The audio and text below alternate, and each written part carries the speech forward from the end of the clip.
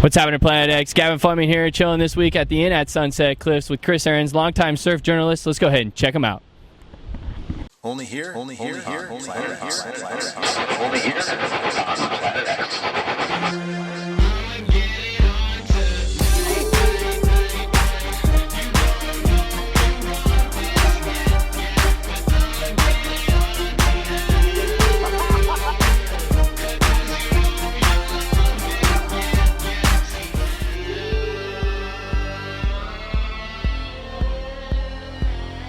What's happening, Planet X? Gavin chilling here this week with Chris Ahrens. Thanks for coming in. I really appreciate it. Thank you, Gavin. So everybody knows Chris from his surf journalism. He's done multiple books. If you know surfing industry, you know Chris. Chris, I want to know how you got into it. What started it all? Hit me from the home base. Well, Gavin, it started when I learned to tell stories, that is, when I was about 13 years old. I grew up in a crappy little town called Montebello, which is a great reason to travel. And we would hitchhike to Huntington Beach. Nice. And Hitchhike. I'd get down to Huntington and come home, and then Monday morning people would go, "How was the surf?" And I would say, it was 10 foot. I'd say it was 10 foot and I shot the pier. Yeah. And people would go, "You don't even know how to surf. You didn't shoot the pier." And I went, so the next time I'd say it was 2 feet and nobody cared. Yep. So I learned to say things like it was 6 feet. I borrowed a guy's board. I broke his board trying to shoot the pier, and the guy chased me out of the water. Now that's a good story. More authentic. More authentic, it's believable. But so with me, learning to write surf stories was just learning how to lie convincingly, in a way. So surf journalism, what year was this? That would have been 1962. And do you remember your first piece?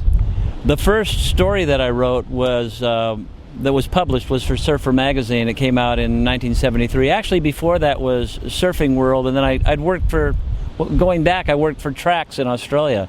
Cool. I was broke. I had a camera. I wanted to be a surf photographer. I had a camera. Camera got stolen. Of course. And I had just enough money to get a little pad and a pencil, and I hand wrote some things that I sent to Trax, and they published it. And I went, I'm a writer. Here's $50. I can sleep on the beach for a month on $50. Nice, that's the life.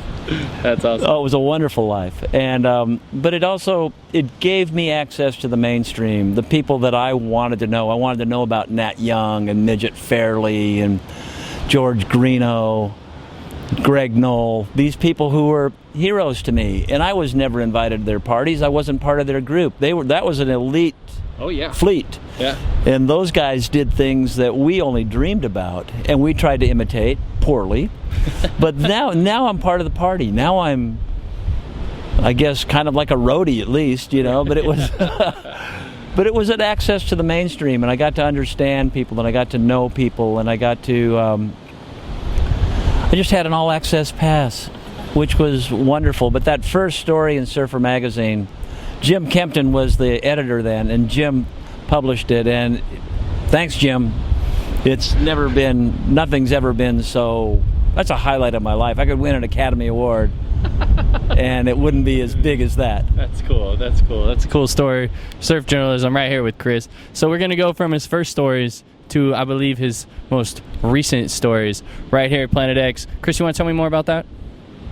Well, yeah, Gavin. This latest story is this is something for get into that in a second. Another moment. The real dirt. Yeah. This latest story, "Behold What Is Greater Than Thyself." It's a story of a young surfer who had an alcoholic father, and he thinks he's killed his father. He finally strikes back to his father. He's 15 years old, lives in Newport Beach, hitchhikes, and ends up in all places Mission Beach. Nice. Okay. But then smuggles himself into Baja and is raised by a Mexican fishing family who teach him values, teach him family, teach him to fish, teach him to take care of himself. And then he realizes his father's still alive and has to go back and face the music. Okay. And go back into the he smuggles himself back into the United States, and through the story he finds big waves and surf adventure and everything. It's a surf story, but it's it's a coming-of-age story. It's kind of like a Huckleberry Finn sort of story. Oh, cool. Okay. And I always thought in Huckleberry Finn, Mark Twain, well, Baja's like the Mississippi River, Yeah, and this guy okay. Jose is like Jim from Huckleberry Finn. So I always thought it fit really well, and that's the book. That's the book. We hold you guys. Check it out. Chris Ahrens will be right back after this. Planet X TV. All right, Planet X, Gavin back here with Chris, awesome surf journalist of the surf world. I got a few questions, Chris. Since you've been around it, you've been writing about it forever, the surf world. What was the surf scene back in the 70s, let's say the 80s, and even all the way with some 90s in there? What was the surf scene like? The 70s were a transition era, Gavin, as you probably know. It was shortboards were coming in. It was called the shortboard revolution. Okay. And so we had all these beautiful surfboards. I remember, gosh, a Mike Henson model, sorry Mike, beautiful board that we cut down in the garage to make some crude garage-made surfboard. Surfing went soul. People were making boards in their garages, making boards Super in their rad. front rooms, and there was. My mother always knew what color my surfboard was by what color was on the refrigerator, because there was resin smeared everywhere. We were a mess. I remember my mom used to talk in her sleep. She woke up one night saying, "Chris, you filthy pig." And it was because of our surfboard making. Surfboards. But we cut down some of the most valuable parts of history Oh, yeah. we didn't know. You're immediate when you're a kid. You're not thinking like, oh, this is going to be valuable someday. You're going to go, man, the swell's coming. I need a 6'10". I don't need a 9'6". I need a 6'10". So everything was changing. The music had changed. The styles had changed. People had gone from one set of rules to another. It was like waking up on another planet. Do you have a favorite memory about the surf scene in the 70s? Maui 1969, is that count as... That's pretty close. That's close. It all blurs together. Yeah, it's not as close to the 70s as I can get. But in Maui in 1969, I had made a board in the garage, and Okay, cool. and I thought, do we need to wait for that? It's sponsored probably by... Sponsored by American Airlines. We'll be right back after this. If the noise, it's okay to wait. Okay. I'll throw it back at you. Watch. Here, I got you. Jerry Lopez boards from that era? This is rad. I couldn't afford them. This is a great conversation. I love what you're saying right now. Oh, this is fun. Yeah, this is cool. I'm having Yeah, a this great is time. awesome. Thank you. Great interview.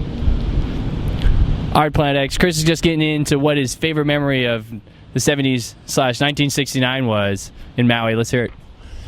1969, I'd made a board in my parents' garage, and I thought it was a great board, and I took it to Maui, and the surf when I got there was head high, and I had a great time on it. I thought it works pretty well.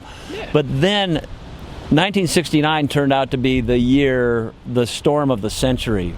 The biggest waves that possibly had hit Honolulu Bay ever. Wow. Okay. And I'm there with my garage board, and the surf had come up. And back then they didn't have Global warming? well, they didn't have global warming back then, right? Well, what they didn't have, there was no way to know if the surf was up or not. You'd kind of guess. The tide charts. Tide charts, and you'd hear that surf was coming. But I lived on a side of the island where I could tell. In Lahaina, people wouldn't know. So the surf had come in, and it was big. And I went to Honolulu Bay. Nice. And I was alone. I had this board that I'd made, caught about 3 waves, and then broke my board. Oh shit. And it was the worst feel. I mean, to be in paradise and not have the tools to enjoy paradise is hell. So you're kind of like, I've been kicked out of the Garden of Eden. And sitting on the cliff, my brother showed up, and I asked him if I could borrow his board, and he goes, "Well, you broke your board. Why should I let you borrow my board?" It was before leashes hadn't been invented. Oh, okay, yeah. And that beach that's some coarse grained sand there. Yeah, it's gonna mess it up. It broke my board like a twig. And I was so I had to surf. I just took out the biggest piece I could find on my board. I think it was the nose, and tried to kick into waves with it. No I was trying to catch waves with this piece of and just ragged Nama Bay. Honolulu Bay. Honolulu Bay, okay. But it was, and later on, gosh, I remember Herbie Fletcher, who has been around Planet X forever. Big name. Was one of the people that really dominated there, and at that time it was Jock Sutherland, Jeff Hackman, a guy named Les Potts from Maui was amazing, Buddy Boy Kahoy. It was a time of, once again, it was a time of change. The guys that I had looked up to as a kid were no longer as relevant. A lot of them had quit surfing. The boards, they didn't relate. It was like suddenly Jimi Hendrix comes in and somebody's playing, and Peter, Paul, and Mary, well, where are they? Who are they? I don't want to hear that anymore. I want to hear Hendrix. And it was really a different scene. And everything about it was different. And in some ways better, in some ways you get nostalgic for. But what happened later, it took about 7 or 8 years for the longboard to come back. There weren't no longboards. They did not exist. 70s, the area of just mystic with the longboards. Well, it was about, I moved to Australia in 72 and was gone for 2 years. And when I came back, the surf seemed crowded, and I wanted to surf here. So it was about 75, and I thought, oh, a longboard.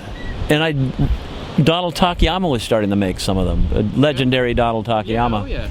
And he made a surfboard for me. He actually made one for my friend Pat Beckett, and Steve Moray made one. He used to ghost shape for Mike Henson. Okay. He made me an 810. And it was like having your own secret spot. You could go out at shoulder high Swamis and surf it by yourself, or here at Sunset Cliffs. Yeah, it's nice. Because people simply did not ride longboards. And so the 70s to me were a really interesting time, because it was a time of change and then change again.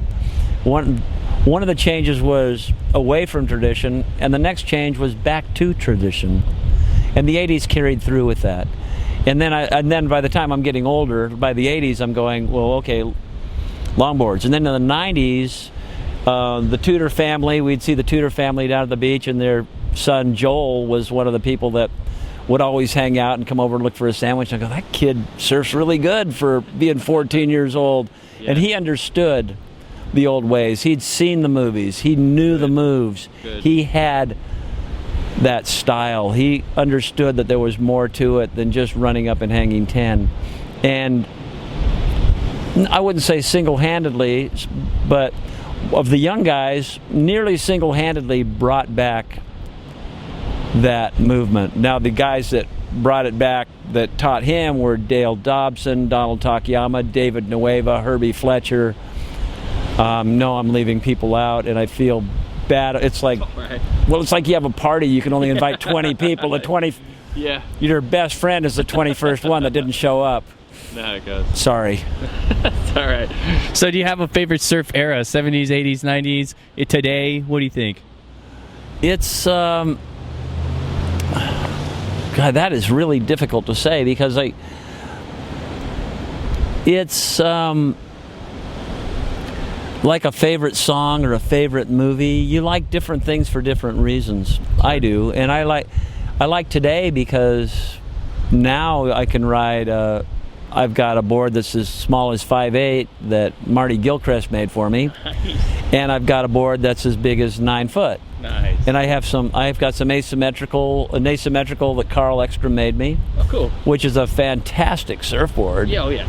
And very, very advanced. Yeah. So I have usually I ride 7.6 to 8 foot. Okay. And I don't want to give any false pretenses. I use the 5'8" as a knee board. Okay. But I have mats and Pipo boards and all these things that I don't know why we never gave them a thought. Through the 70s, 80s, and 90s, we didn't give these alternative surfcraft a thought, and then a guy like Richard Kenvin comes along and says, well, look at this Simmons. Yeah. I'm going to make a small one. I'm going to make a mini Simmons. Boy. And it works really well, and that becomes the next big thing. Or Steve Liss here at the Cliffs, Yeah. who comes up with the fish. Yeah, it's legendary. And then Fry gets a hold of it, and anything that Fry gets a hold of is going to be a hit. Yeah. So the surf industry, the eras have definitely changed. Chris is explaining that right now, you guys. I want to know what your opinion is on the future of the surf industry. What do you think the surf's going to be like 5-10 years on the actual wave and off the wave? That to answer that, Gavin, I have to actually go back to the 70s. I remember sitting around at Swami's with this big wave legend, Ken Bradshaw. He and I were roommates about 1970, before he went to Hawaii.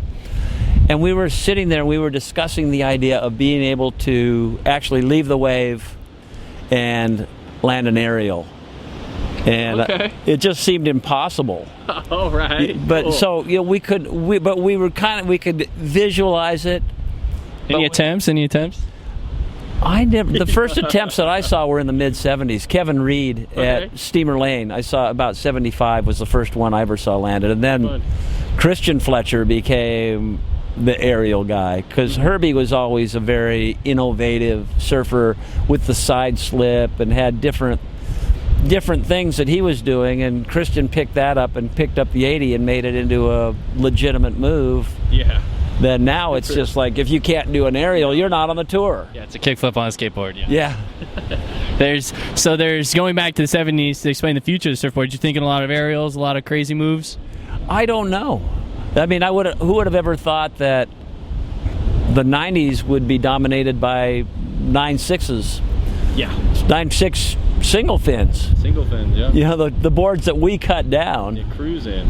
And became some of the most influential surfboards of the time, at least for the recreational surfer.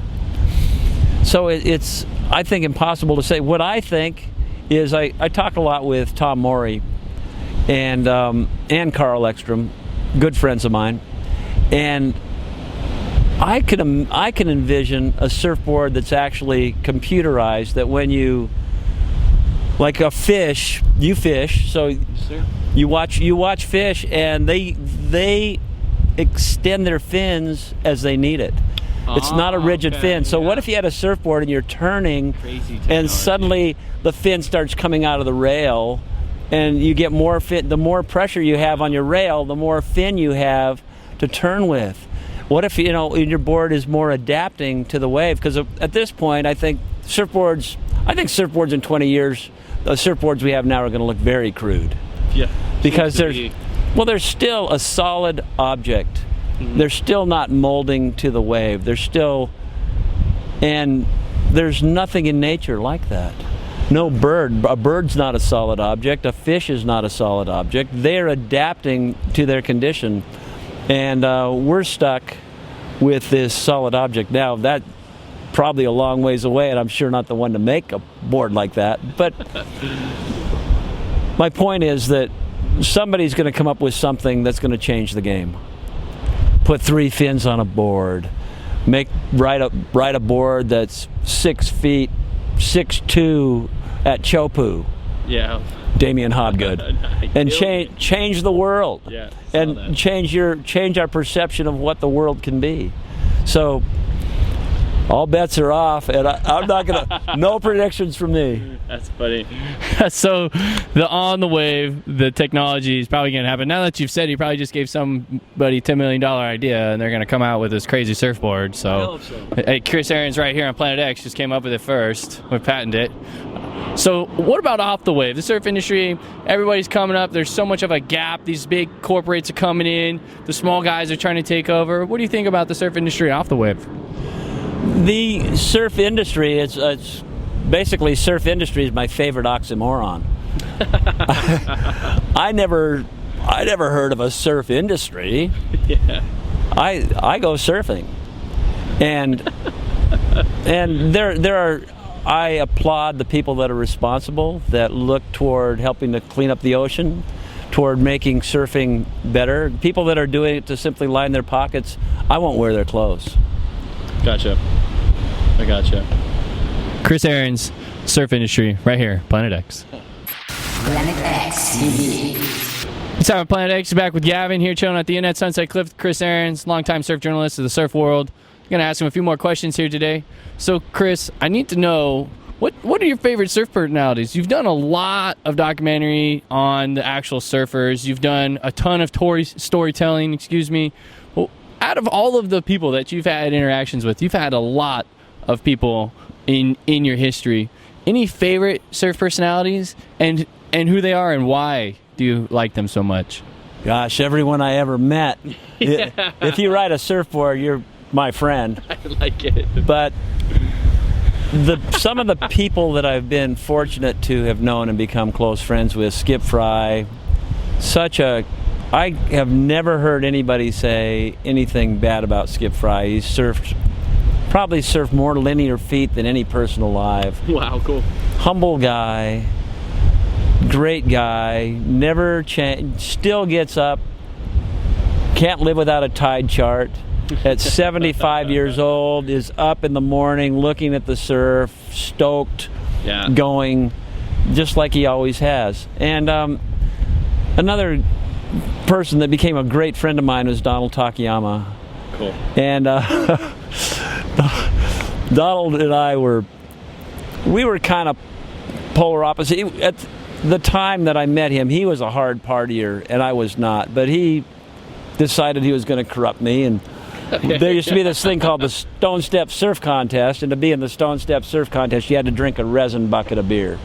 Oh, okay. And that sounds like fun. And so we're out at some pub, and I'm going, Donald, slow down. You're barely missing cars. And he'd turn to me and he'd go, I'm a race car driver, and I go, well, okay, but could you? And so the next day he parks perfectly, and the next day I go, Donald, you drove like a maniac last night. And he looks at me and goes, I drove? Oh, man. But then went on to win the Stone Step Surf Contest many years in a row. A fantastic surfer, a great craftsman, and if you ask anyone about Donald Takayama, Devin Howard, Joel Tudor, Nat Young, he influenced so many people, and always with such kindness. And when I met Donald, I had never written a surf story. He had no reason to be a friend of mine, except that he was just a good and generous guy. He made me a surfboard. He gave me a surfboard. He knew I didn't have any money, and was just the best guy. And Mr. Aloha had so much care and love in his heart, and probably built some of the finest surfboards ever. Those two, and Carl Ekstrom. Carl Ekstrom is a very good friend of mine, and again, a humble guy, genius, that came up with the asymmetrical in 1964. Killed it. Yeah. Killed it. And still going. Ryan Birch, I think, is another one. Ryan Birch is somebody that you look at and go, you're on Planet X. You're in your own world. He doesn't think like anybody else. And Brad Gerlach, Rob Machado, Joel Tudor. I've been blessed to know a lot of great people. Yeah, it sounds like you've had your fair share of love from those surfers, which is real cool to hear. Now, out of all of those surfers and all the journalism that you have done in the writing, is there a certain story that kind of stands out? If you can give us a quick little fun story of anybody? There was the first surf story that I ever wrote, and I called it The Day We Became Real Surfers. And my brother and I, there were these guys in our neighborhood, and they were kind of, they said this one guy had a sawed-off shotgun in his car. This was 1963. And so they came to our house, and these guys were thugs.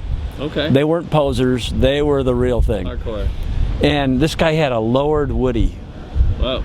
And he was a gnarly gangster. But he had a surfboard. He had a big Greg Knoll surfboard that he sometimes he would throw it off the cliff at Swami's and go down and pick up his board and just scare everybody.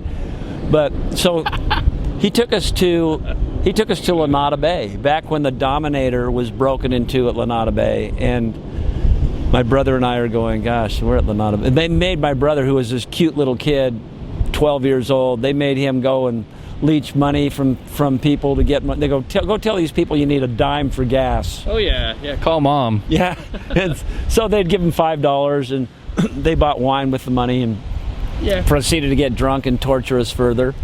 But they told my mom that they were going to take us to church Sunday, and she believed them. Okay. Nice button-down collar shirt. Here's the thug of L.A. is taking us surfing. So we get there, and they made us go in the water. It was cold. We didn't want to go out. And they said, no, you guys are going out. You guys are going to surf. And we saw that most of those guys couldn't even surf. And we were kind of okay.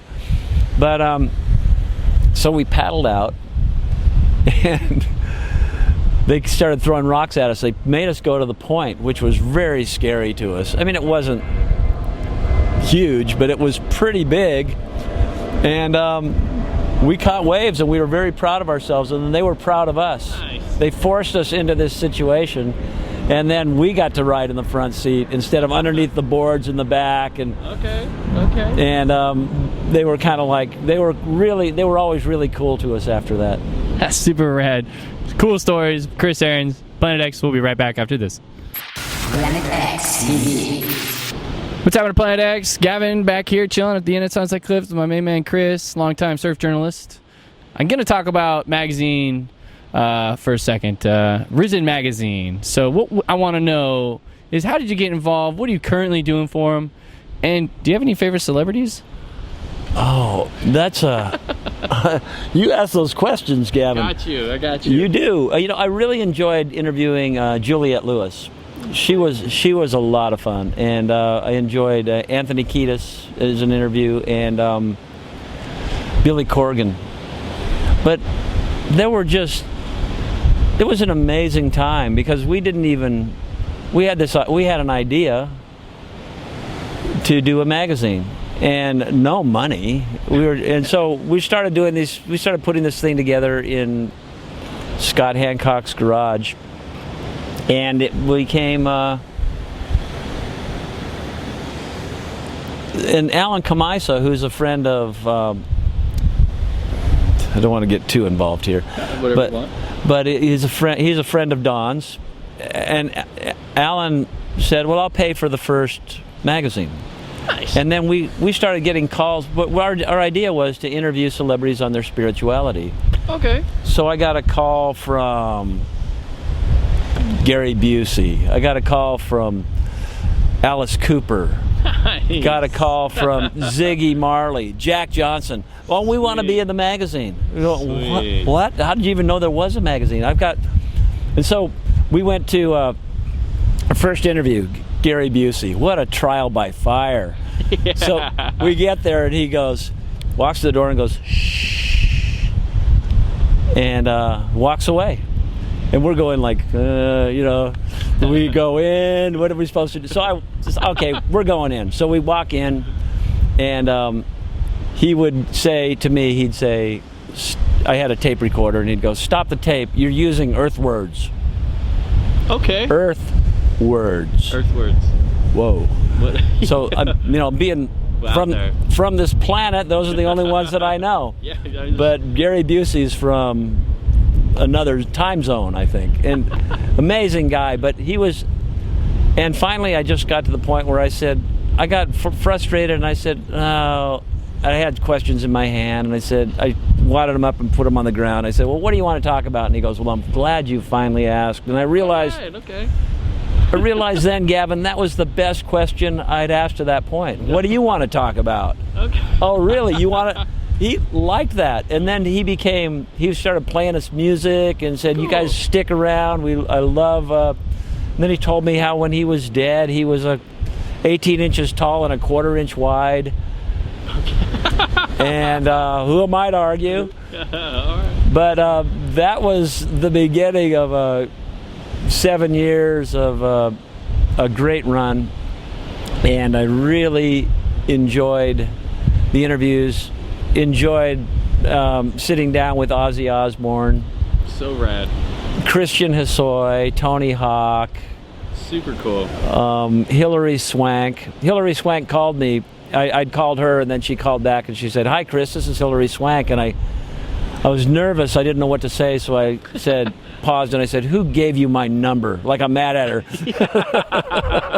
But she thought that was funny, and then we had a great conversation. That's funny. Afterwards. So the film scripture. You've done a lot of writing in a time. Tell me about some film that you've done. Not too much. I did a little film with a guy named Steve Cleveland, who went on to do some surf films, but that was the first thing I did, and it was a little movie called On Safari to Stay, about the revival of longboarding, and it was Wingnut was in it, and it introduced Joel Tudor and Wingnut to the surfing public. And the other one that I did was a film called Dope, Death or Prison Eventually, and it's the story of the rise, fall, and redemption of 4 of the world's top skateboarders: Jay Adams, Christian Hosoi, Dennis Martinez, and Bruce Logan, and how 2 of them ended up on meth living beneath a bridge, and 2 of them ended up in prison on heroin. Wow. Dennis ended up playing Russian roulette. He had been a world champion skateboarder, just lives not far from here. He was 16 years on the needle on meth. Wow. And just ruined his life. Playing Russian roulette for fun to get the buzz he used to get from skateboarding. Now he runs a rehab center in Spring Valley for men coming out of prison. So we did a movie called Dope, Death or Prison Eventually. Yeah. And it's about skateboarding. It's a hardcore skate film, but it's kind of like what happened after Dogtown. Yeah, that's a cool story. And Jay Adams became a great friend, and it was really great getting to know him as a surfer skater. That's a rad story. So, Chris, I know we have Behold, you guys, everybody, go check it out. But what's in the future for Chris? What do you see? What's going on with you in the near? I've got a script out. It's called East of Angeltown, based on my book Twilight in the City of Angels, and that is something I'm shopping right now. And it's a story. It's a story of It's loosely based upon my grandfather. My grandfather, Jose de la Luz Santiago, was drunk on tequila, and he passed out between the railroad ties. It was raining.